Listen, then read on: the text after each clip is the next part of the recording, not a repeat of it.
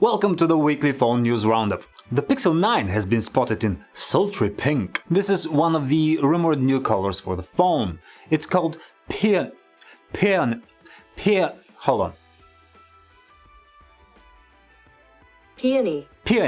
And the other expected colors are obsidian, porcelain and jade. The Pixel 9 will also have a pretty big redesign, allegedly, and as you can see in the leaked unit, it kind of looks like a high-tech pregnancy test. But that's not all the surprises. This year, the Pixels will allegedly launch in August, which is a month before the iPhones and well before the usual Pixel launch date, which is in October. And we've been hearing that there will be 3 new Pixel 9s, the normal Pixel 9, then a Pixel 9 Pro, and a Pixel 9 Pro XL Ultra something big. Which is weird because Samsung is rumored to be doing exactly the opposite with the Galaxy S25 series. Good old Pixel hardware, always a couple of years behind. According to people who have been digging through the code names for the next Galaxy S25 series, there are no code names for the Galaxy S25 Plus. So that would make its codename 000.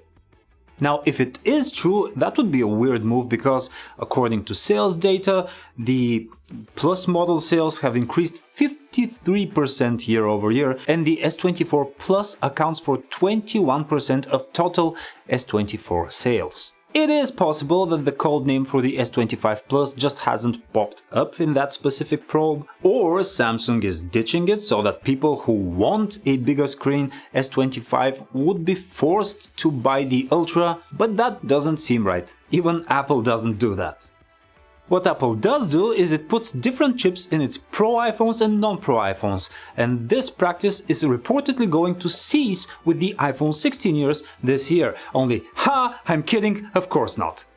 All of the iPhone 16 models will have Apple A18 chips inside them, all of them made on a 3nm process. Only the iPhone 16 Pro units will have an A18 Pro. We don't know what features will be barred from the common folk play-by phones, but we're pretty sure that all of the Apple Intelligence features should be available on all models of iPhone 16. We do know that the 120Hz ProMotion will remain exclusive to the $1,000 plus iPhones. In a world where Android phones for like $400 have 120Hz, no matter, Apple still expects to sell 100 million iPhone 16 family devices, which is a lot of iPhones. And to put things in perspective, through their first 5 months, the iPhone 15 models sold 69 million units, which was considered not very good.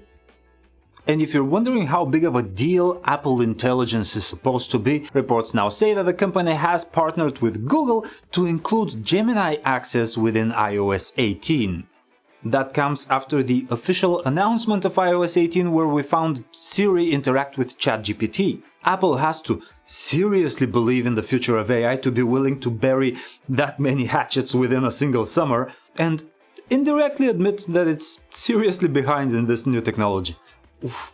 And Google is responding in kind by removing a stamp of shame for iPhone users that are chatting with Android friends.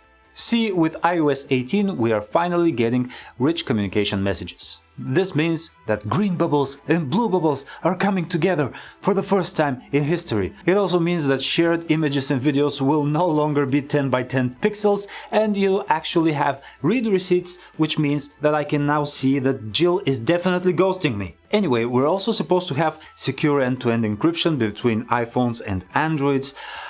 However, in iOS 18 beta, the encryption is not there yet. And Android users chatting with iPhone users on the beta have been able to see a small warning icon letting them know that that's the case. Now, instead of leaving that stamp of shame there for Android users to laugh at iPhone users like they've done to us so many years, Google has removed the icon, reason yet unknown.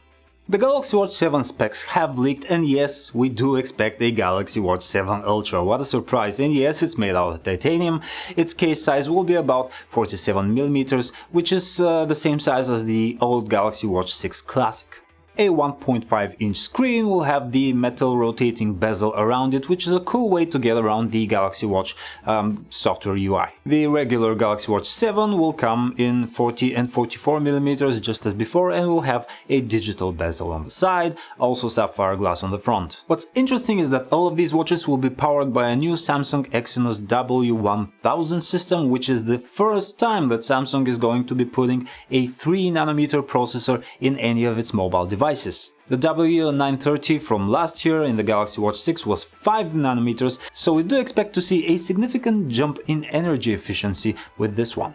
I'm saying longer battery life. More Pixel news, as Pixel 6 owners are now reporting that their phones are getting bricked after doing the unthinkable act of factory resetting their devices. Yeah, Google, about that upcoming Pixel 9 Pro XL Ultra Plus? The error message that users are getting is that some Tune to FS tunable parameters are missing, I don't know. Google's initial response was that it's probably a motherboard issue and that the company wouldn't be offering any free fixes for out-of-warranty devices. I mean, the Pixel 6 is about 3 years old now. You can imagine how that went, so the good news is that Google is investigating further into the issue. We'll see what comes of that. That's it for this week's roundup. We'll see you again next week when we expect Samsung to launch a new Flip, a new Fold and the new Galaxy Watch series. And Honor may reveal its impossibly thin Magic V3 foldable phone in China. Tune back in, see you then.